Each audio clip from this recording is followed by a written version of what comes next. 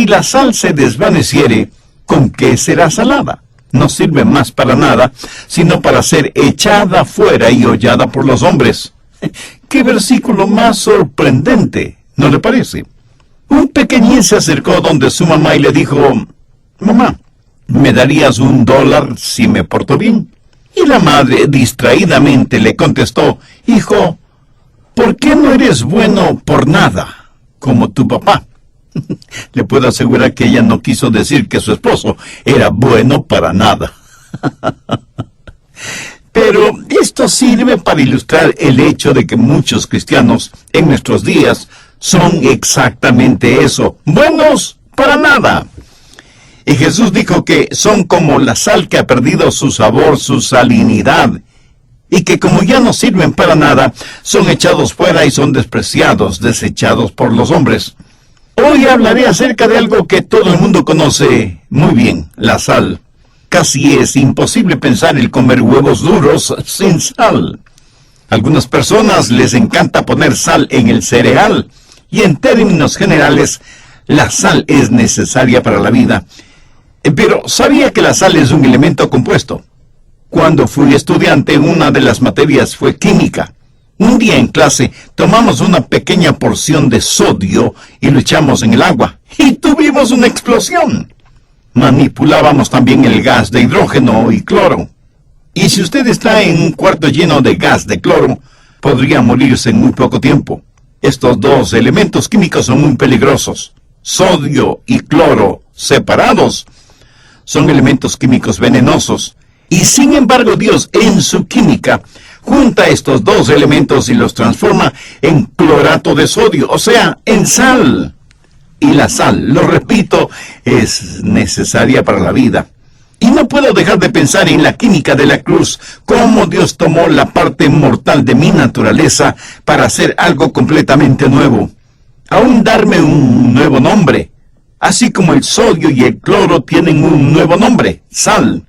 Y ahora entiendo mucho mejor las palabras de Jesús: vosotros sois la sal de la tierra. Hoy quiero hablar de los santos salados. Pero no en el sentido en que se entiende en muchos países latinos, en donde ser salado significa tener mala suerte, mala fortuna y cosas por el estilo. ¿Alguna vez se ha preguntado por qué Jesús usó esta metáfora?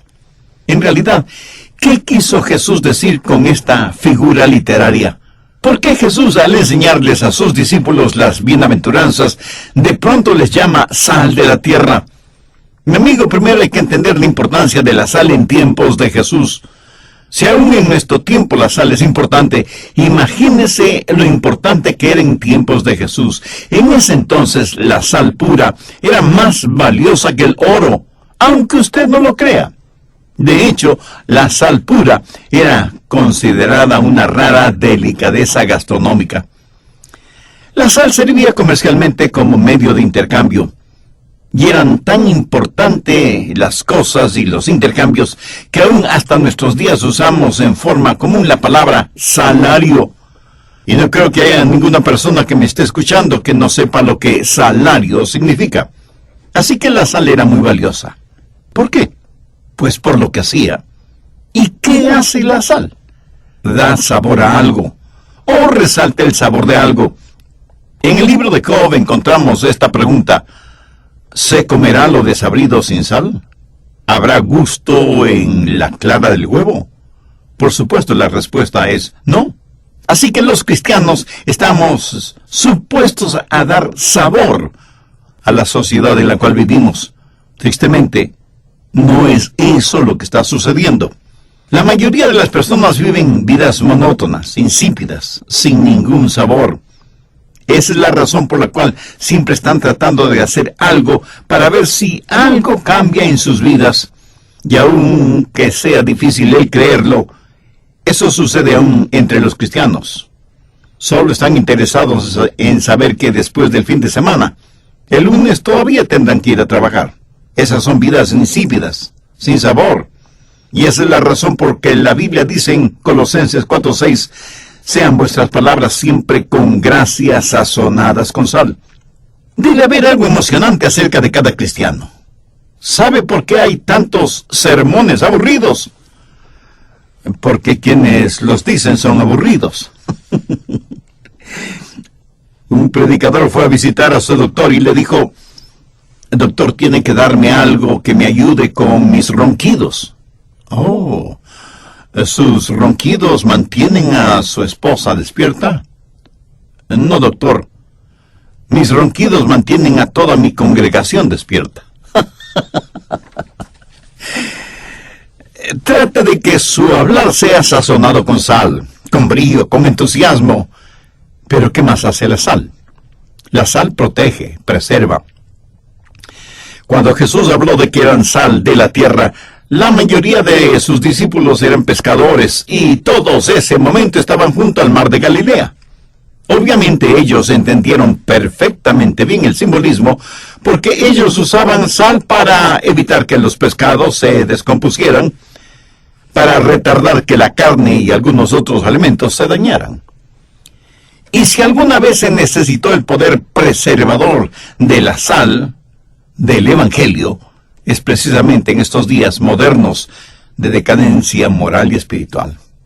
Pero la sal no solamente da sabor y preserva, sino que también cura. En Segunda de Reyes capítulo 2 tenemos la historia de Elías y de cómo con una vasija nueva con sal sanó las aguas que estaban contaminadas. Veamos el verso 21. Y saliendo él, y esto se refiere a Elías, saliendo él a los manantiales de las aguas, echó dentro la sal y dijo: así ha dicho Jehová, yo sané esta agua, y no habrá más en ellas muerte ni enfermedad. La sal tiene propiedades antisépticas y curativas. En tiempos bíblicos, cuando los bebés nacían, les bañaban con agua salada para prevenir cualquier infección, y en algunos hogares ortodoxos judíos, esa sigue siendo la tradición y la costumbre. Pero no debemos olvidar otra propiedad que tiene la sal: quema e irrita. ¿Alguna vez he cortado accidentalmente algún dedo de su mano y ha tenido que manipular algo salado?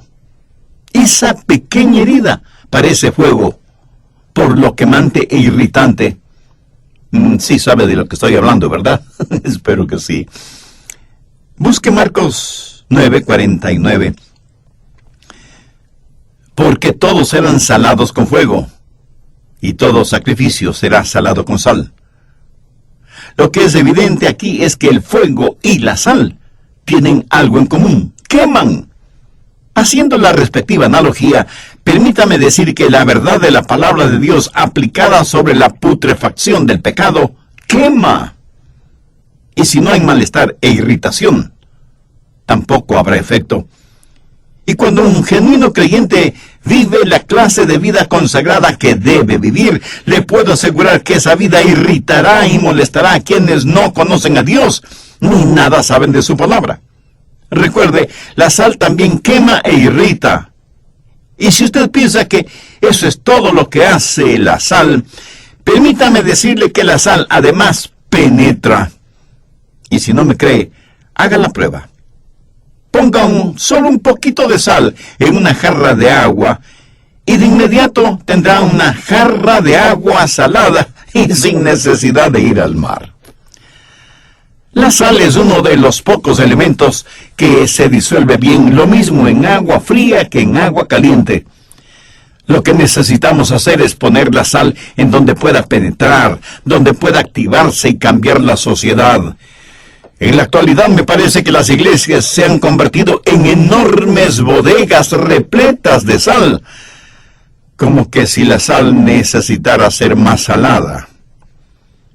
Independientemente de su distintivo denominacional, da la impresión de que las iglesias no son más que sociedades sagradas para presuntuosos pecadores, en vez de ser como saleros para desparramar la sal y ser elementos de cambio en el mundo, porque la sal penetra. En Mateo 5:13 Jesús dijo: vosotros sois la sal de la tierra.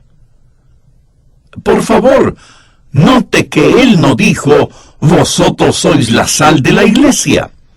A veces veo que algunos cristianos tratan de ser más sal dentro de la sal. pero pierden por completo su salinidad tan pronto salen de la bodega, quiero decir de la iglesia. En la actualidad se escucha mucho acerca de la separación de la iglesia y el Estado. En el momento que cualquier pastor comienza a hablar sobre temas morales actuales y que tengan ramificaciones políticas, no faltará quien le diga: pastor, no debe predicar sobre esos temas, recuerde la separación de la iglesia y el Estado. Escúcheme, por favor. Los cristianos debemos ser la sal de la tierra y que debemos creer en la separación de la iglesia y el Estado cuando esto es entendido adecuadamente. Pero no debemos creer en la separación de entre la sal y la sociedad. Si los genuinos creyentes no dejan oír su voz ni viven con firmeza sus convicciones cristianas, cualquier nación del mundo tendrá como destino eterno el infierno. ¿Separación del pecado? Absolutamente sí. ¿Aislarnos de los pecadores? Absolutamente no. No debemos ser como saleros glorificados, que no queremos que nuestra sal sazone, dé sabor, conserve, sane y penetre la vida de los demás. Hace muchos años, en la ciudad de Nueva Orleans, en el estado de Luisiana, en los Estados Unidos, la Comisión de Parques organizó un evento para celebrar el hecho de que durante ese verano ninguna persona se ahogó en las piscinas públicas de la ciudad. Invitaron para esa celebración como a 200 personas y había como 100 personas salvavidas. Al final de la celebración, los 4 salvavidas que estaban de turno descubrieron que uno de los invitados estaba en el fondo de la piscina, ahogado. Paradójico, ¿no le parece? Un hombre se ahogó a pesar de estar rodeado de 100 personas salvavidas. Me pregunto cuántas almas se condenarán estando en nuestras casas o vecindarios y rodeados de personas que decimos ser sal de la tierra, o salvavidas, si lo prefiere. ¿Sabía que la sal contaminada se disipa? Miremos nuevamente Mateo 5:13. Vosotros sois la sal de la tierra. Ahora, por favor, ponga mucha atención en lo que sigue. Pero si la sal se desvaneciere, ¿con qué será salada? En tiempos bíblicos obtenían la sal principalmente del Mar Muerto, en donde existe la mayor concentración de sal de todo el mundo. Cuando el sol está sobre el Mar Muerto, evapora las aguas, y el mineral que queda es la sal. Pero no es la clase de sal que usted usaría en las comidas o en su mesa. ¿Por qué? Porque está contaminada. Es terrible. Es nauseabunda. Y si usted solo la probara en ese estado, la sentiría completamente amarga. Sí, es sal. Pero toda la pureza de la sal se ha evaporado, y todo lo que ha quedado son los elementos químicos y las impurezas. Como sal ha perdido todo su valor. Y no solo que ha perdido su valor, sino que es peligrosa. Si un agricultor pusiera esa sal en sus sembríos, cualquier cosa que haya sembrado se moriría. Si usted pone esa sal en el agua se envenenaría. Entonces, ¿qué hacer con esa clase de sal? Pues solamente botarla en los caminos. Usted no la pondría en sus campos de labranza porque se permearía hasta las fuentes acuíferas subterráneas y contaminaría el agua pura. Así que la bota en senderos y caminos para mantener a la tierra compacta, porque en el lugar en que esa sal está, no crecerá nada. Mire lo que dice la segunda parte del verso 13 de Mateo 5. No sirve más para nada, sino para ser echada afuera y hollada por los hombres. ¿Sabe usted lo que está pasando en las iglesias del Señor Jesucristo en nuestros días? ¿Sabe lo que está sucediendo con los cristianos en esta era moderna en que vivimos? Que los ateos, los humanistas, los evolucionistas y los religiosos liberales están caminando sobre nosotros como bien les place. El hazmerreír de todos los que se proclaman políticamente correctos es el hombre o la mujer que tiene fuertes y firmes convicciones espirituales, éticas y morales. Prácticamente nos tienen bajo sus pies.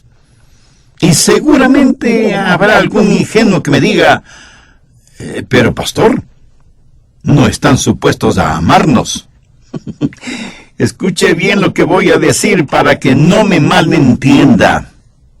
A mí me tiene sin cuidado si me aman o no. Es más, yo no quiero ser amado por ellos. Y usted me dirá, el pastor no está siendo un poquito prepotente. No. Y permítame responderle con las palabras de Jesús que encontramos registradas en Lucas 6:26. ¡Ay de vosotros! Cuando todos los hombres hablen bien de vosotros. Como hijas e hijos de Dios, debemos anhelar que nos respeten, porque la triste realidad es que el mundo, nuestra sociedad, ya no respeta a los creyentes evangélicos. ¿Sabe por qué? Pues porque hemos perdido nuestra salinidad, nos hemos vuelto buenos para nada, hemos perdido nuestra sal. Y por eso no tienen ningún problema pisoteándonos psicológicamente, por ahora, porque estoy convencido que uno de estos días nos pisotearán literalmente. Si alguna vez se sintió la necesidad de que la sal haga el trabajo que se supone debe hacer, es precisamente en este tiempo en que vivimos. ¿O estamos esperando que corran ríos de lágrimas y de sangre para que como individuos y como nación nos humillemos y doblemos nuestras rodillas delante de Dios? La decadencia espiritual y moral de todo el mundo debe ser preocupación de todos nosotros, no de unos pocos ungidos para esa causa. Si alguna vez nuestros países estuvieron en la encrucijada es precisamente ahora, y muchos cristianos no entienden eso porque ellos mismos son santos sin sal, son santos que no sirven para nada, y luego se quejan de que los hombres les pisotean. Quiera Dios utilizar este mensaje que Él mismo puso en mi corazón para fortalecer a los creyentes y animarles a que sean en verdad la sal de la tierra. Permítame enfocar un poco más en lo que está sucediendo en la historia norteamericana en las últimas décadas, porque lo que sucede aquí tiene repercusiones internacionales a corto y largo plazo. En 1962, la Corte Suprema de los Estados Unidos abolió la oración en las escuelas públicas. Luego, en 1963, se decretó la prohibición de la lectura de la Biblia por considerarla que era inconstitucional. En 1980 se decretó que también era inconstitucional la exhibición de los 10 mandamientos en lugares públicos, porque las personas podían ser influenciadas por ellos. O sea, no querían que fueran influenciadas en aquello de no matar, no robar, no adulterar, no mentir, no codiciar. Y ahora estamos viviendo y viendo las consecuencias de esa falta de influencia.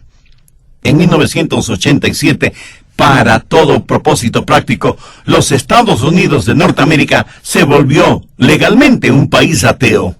¿Sabía que hay más libertad religiosa en la antigua Unión Soviética que en los Estados Unidos? Dios, la Biblia, los 10 mandamientos y la oración han desaparecido del sistema educativo público norteamericano. Pero la distribución de condones, píldoras anticonceptivas, la libertad sexual, el homosexualismo, el lesbianismo, el humanismo y la enseñanza de religiones orientales son cosas legales en las instituciones de educación pública. En 1973 se legalizó el aborto. El 23 de enero de 1973, para mí, es la fecha más fatídica en la historia norteamericana, cuando 9 jueces de la Suprema Corte de Justicia, luciendo sus togas negras como autoproclamados sacerdotes del nuevo humanismo, clasificaron a los bebés en el vientre de sus madres como no personas. Ese bebecito, por lo tanto, no es una persona. Y porque no es una persona, no tiene ningún derecho.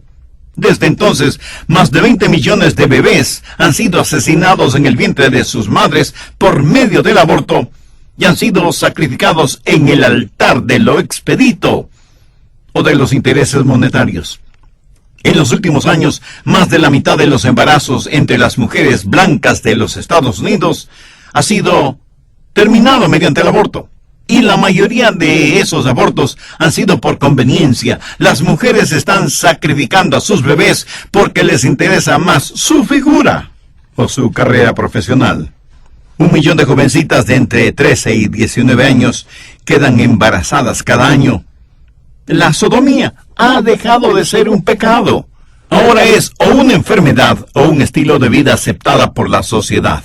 Y los divorcios aún entre cristianos se han elevado en un 40%. Ahora, ¿qué nos dice todo esto? Que aunque tenemos suficiente sal, tal parece que esa sal ya ha perdido su salinidad. Ahora ya no sirve más que para ser echada afuera y hollada por los hombres. Mi amigo, cuando las alcantarillas de la iniquidad están completamente desbordadas, cuando el amor ha sido convertido en lujuria, cuando Satanás es adorado como santo, cuando el hombre se ha magnificado sobre su creador, cuando a lo bueno se lo llama malo y a lo malo se lo llama bueno, cuando el vicio es considerado como virtud y la virtud como pecado, entonces es obvio que ya no hay sal espiritual sobre la tierra. Como están las cosas, bien se podría decir que el mundo entero está listo para el juicio. Dios nos está juzgando. ¿Y cómo nos juzga Dios? Escúcheme bien. Dios nos juzga dejándonos hacer lo que nos da la gana hacer. Por favor, ponga atención a lo que voy a decir. Hasta le puede parecer una blasfemia, pero le aseguro que no lo es. Dios no es solo la única esperanza para nosotros, sino que también es la más grande de nuestras amenazas.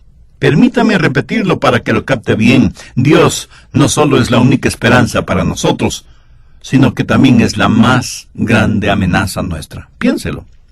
La única esperanza para todos nosotros no son nuestros gobiernos, sean del partido político que sean. No son nuestros científicos, ni educadores, ni políticos, ni religiosos de la denominación que sean. La única esperanza para este deteriorado mundo es que los hijos de Dios en todas partes del mundo vuelvan a ser la sal de la tierra. ¿Qué más ha dictaminado la Corte Suprema de los Estados Unidos? Lo siguiente: es prohibido exhibir una cruz en propiedades públicas a menos que esté en llamas, en cuyo caso tal acción está protegida por la primera enmienda constitucional. En la mayoría de los estados, una jovencita menor de edad que esté embarazada puede solicitar el aborto sin consentimiento de sus padres, pero sin el consentimiento de sus padres no podrán realizar ningún viaje educativo programado por la escuela. O sea que, si la escuela planifica una visita al zoológico de la ciudad, un estudiante, si no tiene el consentimiento de sus padres por escrito, no podrá ir al zoológico. Pero los chicos pueden tener condones y las chicas píldoras anticonceptivas y hasta el aborto sin el consentimiento de sus padres. Vivimos en una época en la cual, si se quiere utilizar animales para estudios y propósitos médicos o experimentación científica, los defensores de los derechos de los animales protestarán airadamente, mientras que al mismo tiempo nadie dice nada acerca de aquellos que hacen campañas millonarias para que sea legal el cosechar los órganos de bebés abortados. Estamos desesperados por proteger a algunos animales en peligro de extinción, pero al mismo tiempo estamos desesperados por extinguir mediante el aborto la vida de indefensos bebecitos, aún en el mismo vientre de sus madres. ¿Qué nos está pasando? Se lo diré. La sal ha perdido su sabor. Somos buenos para nada, y por eso somos pisoteados por la sociedad, por los hombres. Es tiempo de que la sal recobre su salinidad para que pueda servir para...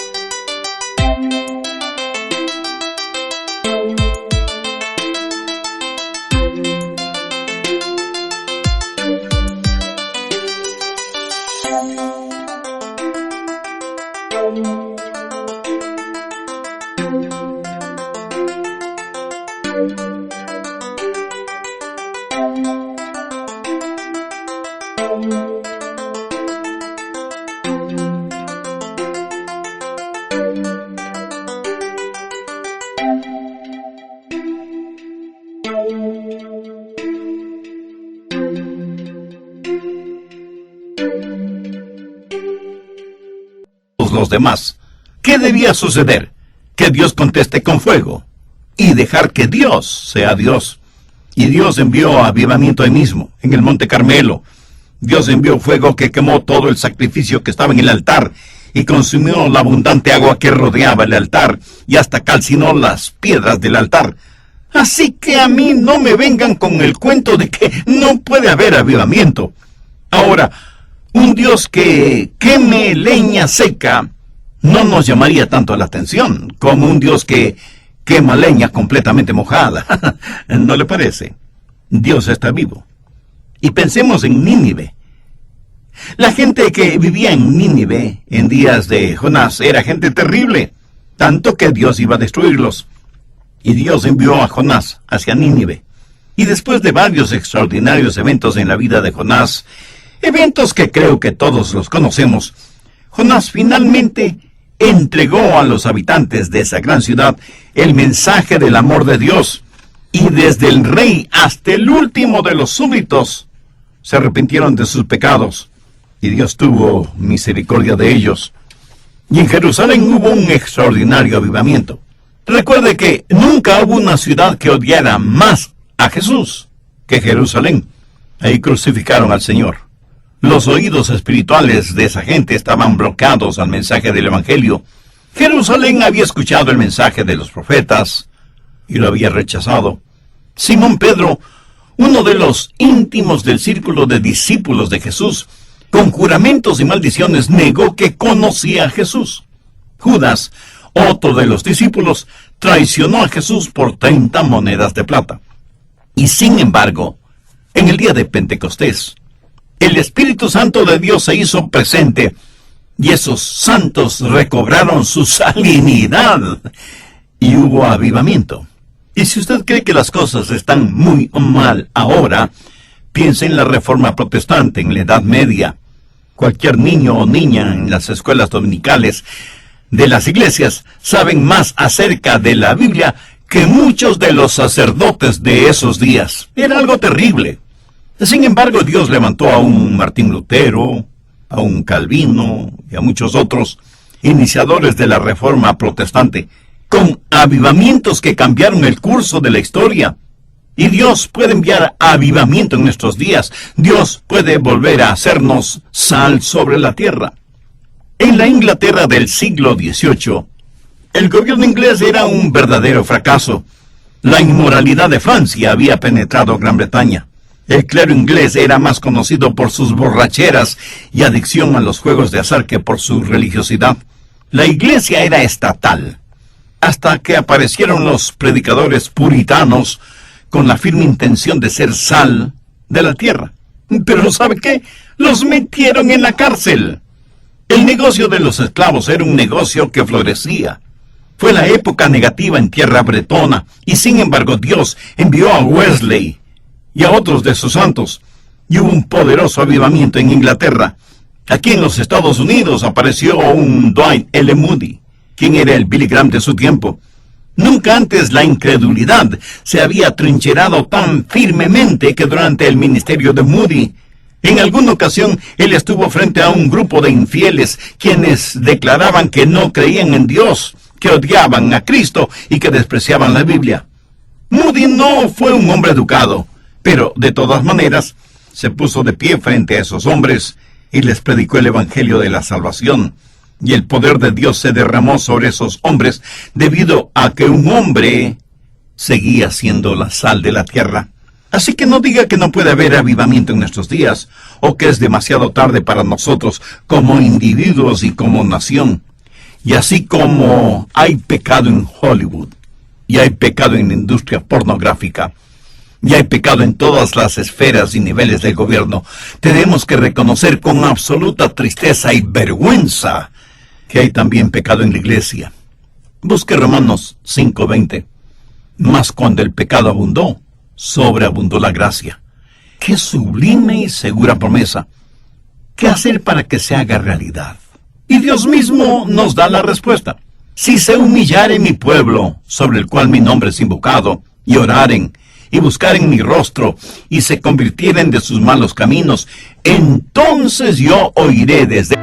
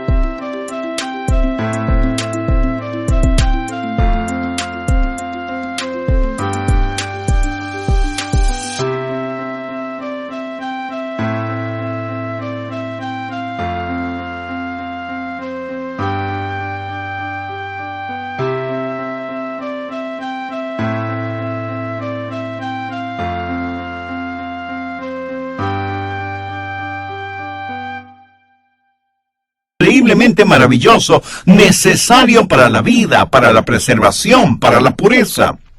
Y el mismo Dios que usó su química para crear la sal, es el mismo Dios que por la química de la cruz le cambiará a usted y le hará una nueva criatura. Hay millones de seres humanos en el mundo cuyas vidas han sido radical y dramáticamente transformadas por Dios por medio de la fe en el Señor Jesucristo. ¿Cuántos de quienes me escuchan en este momento pueden decir, Pastor Rogers, yo soy salvo o salva? Y tengo la seguridad de que si muero ahora iré al cielo porque me he arrepentido de mis pecados, he recibido al Señor Jesucristo como mi Salvador. No me avergüenzo de dar testimonio público de Él. Le he obedecido bajando las aguas bautismales y soy miembro de una iglesia bíblica y cristocéntrica. Y el Espíritu Santo de Dios le da testimonio a mi espíritu de que pertenezco a Cristo. Por eso sé que si muriera hoy, iría directamente al cielo. Si usted puede decir eso, doy gloria a Dios porque usted es mi hermano o mi hermana en la fe, y estamos unidos en los lazos del eterno amor de Dios. Pero si usted no puede hacer esa declaración, necesita ser salvo ahora mismo. Las páginas del Nuevo Testamento están saturadas con la declaración, cree en el Señor Jesús.